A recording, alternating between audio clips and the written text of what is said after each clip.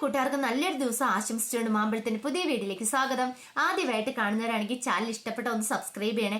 അതോടൊപ്പം തന്നെ കണ്ടുകൊണ്ടിരിക്കുന്ന എല്ലാവരുടെ സപ്പോർട്ടിലേക്ക് തുടർന്നും പ്രതീക്ഷയുണ്ട്. നമുക്ക് നേരെ ആദർശിന്റെയും നയനയുടെയൊക്കെ ഇന്നത്തെ വിശേഷത്തിലേക്ക് പോയല്ലോ. ഇന്നത്തെ വിശേഷത്തിൽ കാണിച്ചിരിക്കുന്ന കനകേനെയും ഗോവിന്ദനെയൊക്കെ സമാധാനിപ്പിക്കുകയാണ് ആദർശ്. അതിനുശേഷം പറഞ്ഞു, ഇങ്ങനെ സങ്കടപ്പെടല്ല, നമുക്ക് എവിടെയുണ്ടെങ്കിലും അത് കണ്ടെത്താം. ഉത്സവത്തിന് ഇനി ഒരു ദിവസം കൂടെ ബാക്കിയുണ്ടല്ലോ എന്ന് പറയണം.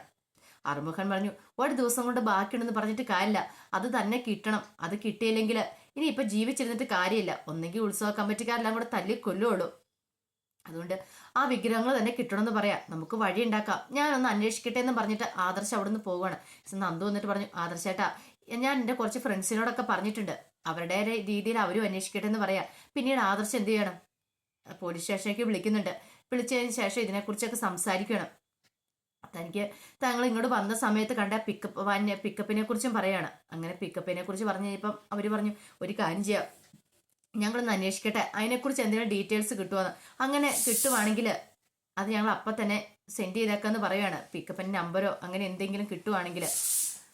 ആദർശം നന്ദുനോട് ഒരു കാര്യം ചെയ്യുന്നതോ, നീ നിന്റെ വഴിക്ക് നോക്കാം, ഞാൻ എൻ്റെതായ വഴിക്ക് നോക്കാൻ പോയി. ഇനിയിപ്പോൾ എവിടെയായാലും അതിനെക്കുറിച്ച് എന്തെങ്കിലും വണ്ടീനെ കുറിച്ച് സൂചന കിട്ടുവാണെങ്കിൽ നീ എൻ്റെ ഫോണിലേക്ക് ഒരു മെസ്സേജ് അയച്ചാൽ മതി എന്ന് പറയണം. അങ്ങനെ നന്ദു പോവാണ്. ഈ സമയത്ത് ഗോവിന്ദയുടെ വല്ലാത്ത വിഷമാണ്. ഗോവിന്ദന്റെ മുഖം കണ്ടപ്പോൾ തന്നെ നയനയ്ക്ക് സഹിക്കാൻ കഴിയുന്നുണ്ടായിരുന്നില്ല. എത്രയോ കാലത്തെ പ്രതീക്ഷകളാണ്, എത്ര നാളുകളായിട്ട് ആദ്യമായിട്ട് ഇത്രയും വലിയൊരു ഓർഡർ കിട്ടുന്നത്. കടങ്ങളൊക്കെ തീരും, അങ്ങനെ ഏറെ പ്രതീക്ഷയോട് കൂടി ഇരുന്നായിരുന്നു. ഗോവിന്ദയുടെ പറമ്പളും പറഞ്ഞു, ഒരു കാര്യം ചെയ്യാം, ഇവിടെ ഇങ്ങനെ നിന്നിട്ട് കാര്യമില്ലേ, ഗോവിന്ദട്ട് ഇനിയിപ്പോൾ ഹോസ്പിറ്റലിലേക്ക് പോകാൻ നോക്ക്, ഹോസ്പിറ്റലിൽ പോയി ആ മുറിവൊക്കെ ഒന്ന് ഡ്രസ്സ് ചെയ്യാൻ പറയണം. ഗോവിന്ദൻ പറഞ്ഞേ, അതൊന്നും ശരിയാവത്തില്ല. അപ്പൊ കനക പറഞ്ഞു, അതെന്താ ശരിയാവത്തെ, ബാ നമുക്ക് പോയിട്ട് വരാൻ ഗോവിന്ദേട്ടാന്ന് പറയാണ്. ഇവിടെ ഇനിയിപ്പൊ കരഞ്ഞുകൊണ്ടിരുന്നിട്ട് കാര്യമില്ലേ, അതൊന്നും എന്റെ മനസ്സിൽ പോലും ഇല്ല. എന്റെ മുറിവിനെ കുറിച്ചൊന്നും എനിക്കൊരു പ്രശ്നമല്ല. എന്റെ മനസ്സിനെ ഏറ്റവും മുറിവെന്ന് പറഞ്ഞിട്ടുണ്ടെങ്കിൽ അതിനേക്കാളും വലുതാണ്. ആ വിഗ്രഹങ്ങൾ കിട്ടിയില്ല അറിയാലോ, പിന്നെ എന്താ സംഭവിക്കാൻ പോകുന്നുള്ളേ. അതുകൊണ്ട് എനിക്കിപ്പോൾ ഒരിടത്ത് ഒരു ഹോസ്പിറ്റലിലേക്കും പോകണ്ട, എനിക്ക് എന്റെ വിഗ്രഹങ്ങളൊന്നും തിരിച്ചു കിട്ടിയാൽ മാത്രം മതി എന്ന് പറയാം. നയന പറഞ്ഞു, അച്ഛൻ ഇങ്ങനെ വിഷമിച്ചാൽ എങ്ങനെ ശരിയാവുന്ന വെച്ചാൽ, ആദർശേട്ടനും നന്ദും പോയിട്ടുണ്ടല്ലോ, അവരെവിടെയെങ്കിലും പോയി അത് അന്വേഷിച്ച് കണ്ടുപിടിച്ചോണ്ട് വരും. അച്ഛനൊന്ന് സമാധാനിക്കാൻ പറയാം. എങ്ങനെ സമാധാനിക്കാനോ മോളെ, നിനക്കറിയാമല്ലോ നിന്റെ തന്നെ കഷ്ടപ്പാട്. നീയും എത്ര നാളായിട്ട് വന്ന് ഇവിടെ കിടന്ന് കഷ്ടപ്പെടുന്ന, എന്തൊക്കെ പ്രതീക്ഷകളായിരുന്നു, എല്ലാം നശിച്ചു പോയില്ലേ എന്ന് പറയാം. ഗോവിന്ദൻ പറഞ്ഞു, ഇപ്പൊ നമ്മൾ രക്ഷപ്പെടണമെങ്കിൽ ദൈവം തന്നെ കനിയണം. ഈ ക്ഷേത്രത്തിലിരിക്കുന്ന, നമ്മൾ ആ ക്ഷേത്രത്തിലേക്കാണല്ലോ വിഗ്രഹങ്ങൾ കൊടുക്കുന്നത്, അവിടെ ഇരിക്കുന്ന ഒരു ഭഗവാൻ ഉണ്ടല്ലോ, ആ ഭഗവാൻ കനിഞ്ഞാൽ മാത്രമേ ഇനി നമുക്ക് ആ വിഗ്രഹങ്ങൾ തിരിച്ചു കിട്ടുള്ളൂ. ആ ഭഗവാന് ശക്തി ഉണ്ടെങ്കിൽ നമുക്ക് ആ വിഗ്രഹങ്ങൾ തിരിച്ചു കിട്ടും. ഇനിയിപ്പം അവിടുത്തെ ആഗ്രഹം നമ്മൾ കരയാനാണെങ്കിൽ നമ്മൾ കരയുക തന്നെ ചെയ്യുമെന്ന് പറയാം. കനക പറഞ്ഞു, ഇത്രയും കാലമായി ഇന്ന് വരെ ഇങ്ങനെ സംഭവിച്ചിട്ടില്ല, ഒരു വിഗ്രഹം പോലും നമ്മുടെ ആരും മോഷ്ടിച്ചുകൊണ്ട് പോയിട്ടില്ല, ഇപ്പൊ അത് ആരോ മനഃപൂർവ്വം ചെയ്തേക്കുന്ന പണിയാന്ന് പറയാണ്. അപ്പൊ അറുമുഖൻ പറഞ്ഞു, ഒരു പക്ഷെ ഇനി അപ്പോൾ ഉത്സവം മുടക്കാൻ വേണ്ടി ആരെങ്കിലും ചെയ്താണെന്നും പറയാൻ പറ്റില്ല എന്ന് പറയണം. ഈ സമയത്തെന്ന് പറഞ്ഞിട്ടുണ്ടെങ്കിൽ ദേവേനി ആ പാട്ട് ടെൻഷൻ അടിച്ചിരിക്കുകയായിരുന്നു. ഇതുവരെയായിട്ടും അവൻ വന്നിട്ടില്ല, ആദർശ് വന്നിട്ടില്ല. ഒന്നും വിളിച്ച് പറയേണ്ട ഒരു മര്യാദയുണ്ട്, അതുപോലും അവൻ നടത്തിയില്ല. നേരം വെളുത്തു. ദേവേനിക്ക് അങ്ങോട്ട് ദേഷ്യം വന്നിരിക്കുകയാണ്. ആ സമയത്ത് ജലജ അങ്ങോട്ട് വരുന്നത്. ജലജ വന്നിട്ട് ചോദിച്ചു, എന്താ ഏട്ടത്തി ഇന്നലെ രാത്രിയിലൊന്നും ഉറങ്ങിയില്ലെന്ന് ചോദിക്കുകയാണ്. അല്ല, മുഖം കണ്ടിട്ട് എനിക്ക് അങ്ങനെ തോന്നിയെന്ന് പറയാം. ഏട്ടത്തി എന്തിനാ ടെൻഷൻ അടിക്കുന്നേ, അവൻ അവളുടെ അടുത്തേക്ക് പോയതല്ലേ, അവളുടെ അടുത്തേക്ക് പോയാൽ പിന്നെ എന്താ സംഭവിക്കുന്ന ഏട്ടത്തിക്ക് അറിയാലോ. അവിടെ ചെന്നപ്പോ ആ കനക പറഞ്ഞ് മയക്കി കാണുവനെ. ഞാൻ അപ്പോഴേ പറഞ്ഞിട്ടില്ലേ ഏട്ടത്തിയോട് അങ്ങോട്ട് വിടല്ലെന്ന്. ദേവേനി പറഞ്ഞു, ഞാൻ എന്ത് ചെയ്യാനാ ജലജെ, ഞാൻ പറഞ്ഞിട്ടാണോ അവൻ പോയത്, എന്നോട് പറഞ്ഞിട്ടല്ലോ.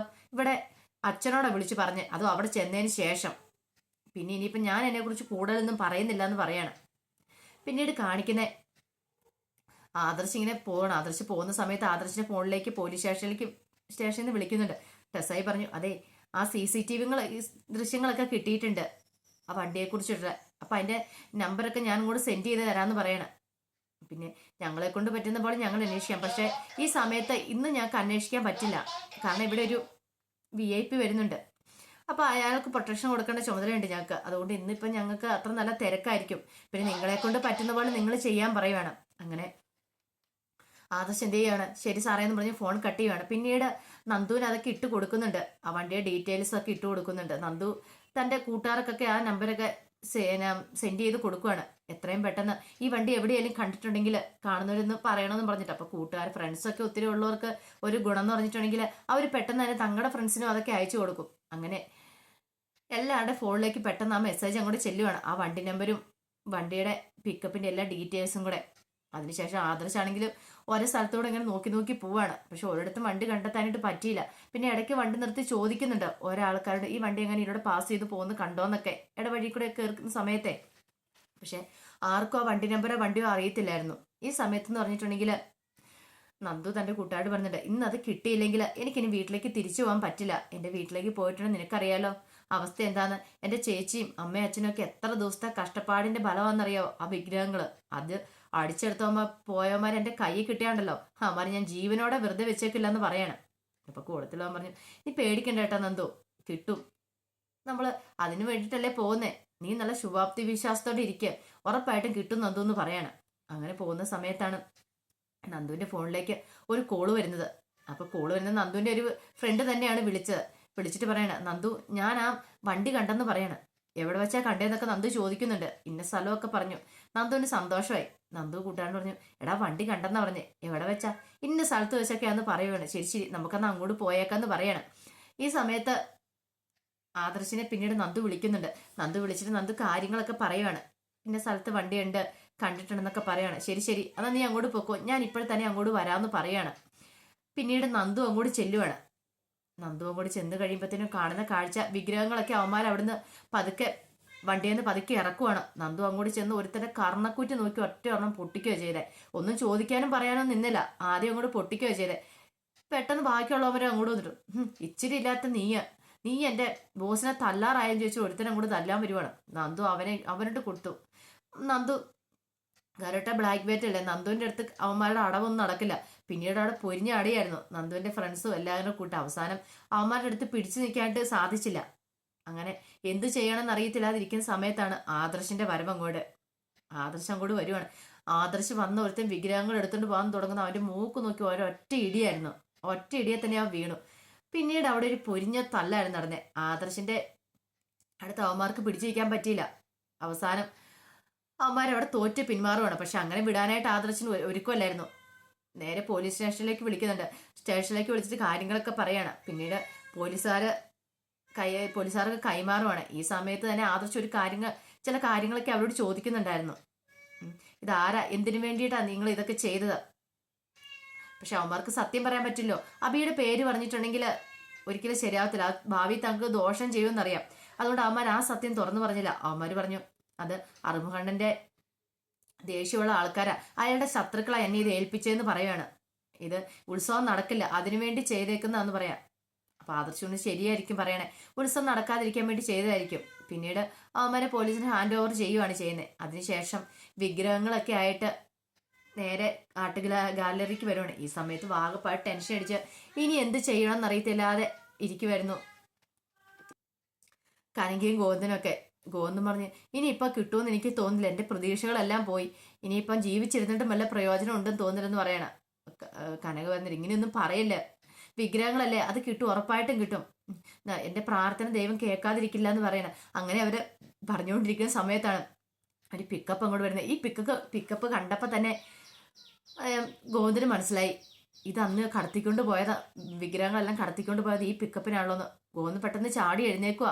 ഇത് ആ പിക്കപ്പ് തന്നെയാണെന്ന് പറഞ്ഞുകൊണ്ട് എല്ലാവരും ആകാംക്ഷയോടെ നോക്കി കഴിയുമ്പോഴത്തേനും ആദർശ് ആ പിക്കപ്പിനകത്തുനിന്നും കൂടി ചാടി ഇറങ്ങുവാണ്. അപ്പൊ ആദർശ് അവന്മാരെല്ലാം അടിച്ചൊതുക്കിയിട്ട് ആ പിക്കപ്പുമായിട്ട് വിഗ്രഹങ്ങളുമായിട്ട് നേരെ ആർട്ട് ഗാലറിയിലേക്ക് വരുമായിരുന്നു. എല്ലാവർക്കും സന്തോഷമായി. അങ്ങനെ ഇതും കൊണ്ട് വന്നു കഴിഞ്ഞപ്പോഴത്തേനും ഗോവിന്ദനും കനകയൊക്കെ ഓടിച്ചെന്ന് ആദർശിനോട് നന്ദി പറഞ്ഞിട്ട്, മോനില്ലായിരുന്നെങ്കിൽ ഒരു കാരണവശാലും ഇത് കിട്ടില്ലായിരുന്നു, മോനെ ഈ സമയത്ത് ഇങ്ങോട്ട് കൊണ്ടുവന്ന് തന്നെ, അല്ലെങ്കിൽ വൈകുന്നേരം വരാനായിട്ട് മോനെ ഇങ്ങോട്ട് കൊണ്ടുവന്ന് തന്നെ ദൈവത്തിന്റെ ഒരു കൃപാകടാശമാണ്. അങ്ങനെയൊക്കെ പറഞ്ഞ് എല്ലാവരും ഭയങ്കരമായിട്ട് സന്തോഷിക്കുക. അപ്പം ആദർശ് ഇതൊക്കെ കണ്ടു നോക്കി, ഇവരുടെ സന്തോഷങ്ങളൊക്കെ കണ്ടു കഴിഞ്ഞപ്പോൾ ആദർശിനും അറിയാതെ കണ്ണു നിറഞ്ഞു പോയി. എത്രയോ ദിവസത്തെ കഷ്ടപ്പാടുകളാണ് ഇവര്, എന്തൊക്കെ പ്രതീക്ഷയോട് കൂടിയാണ് അവർ ആ വിഗ്രഹങ്ങളൊക്കെ ഉണ്ടാക്കിയത്. അങ്ങനെ നിന്ന് കഴിയുമ്പോഴത്തേനും നായന ഓടി വന്ന് ആദർശിനെ കെട്ടിപ്പിടിക്കുകയാണ്. ആദർശ് ഒരിക്കലും പ്രതീക്ഷയില്ല, നായന അപ്രതീക്ഷിതമായിട്ട് അങ്ങ് ചെയ്താണ്. സന്തോഷം കൊണ്ട് ഇത്രയും വലിയൊരു ആപത്തിൽ നിന്ന് ആദർശാണ് രക്ഷിച്ചേ. അങ്ങനെ ആദർശിനെ കുറെ സമയം കെട്ടിപ്പിടിച്ചങ്ങോട്ട് നിൽക്കുകയാണ്. നായന പറഞ്ഞ്, താങ്ക്സ് ഉണ്ട് കേട്ടോ, ഞാൻ ഒരിക്കലും പ്രതീക്ഷിച്ചില്ല ഇങ്ങനെ സംഭവിക്കുമെന്ന്. ആദർശാടിന് കൃത്യസമയത്ത് തന്നെ വിഗ്രഹങ്ങൾ എത്തിച്ചല്ലോ, ഇല്ലെങ്കിൽ ഞങ്ങൾ ഇന്ന് എന്ത് ചെയ്യുമായിരുന്നു? ഞങ്ങളുടെ 3-4 പേരുടെ ജീവൻ തന്നെ ആദർശേട്ടൻ രക്ഷിച്ചെന്ന് പറയാണ്. പിന്നീട് കനക വന്നിട്ട് പറഞ്ഞു, മോനി പൂജ ചെയ്യണം, പൂജ ചെയ്തിട്ട് പോയാൽ മതി എന്ന് പറയാണ്. അതിനുശേഷം ആദർശ് വിഗ്രഹങ്ങളൊക്കെ വെച്ച് പൂജയൊക്കെ ചെയ്യുവാണ്.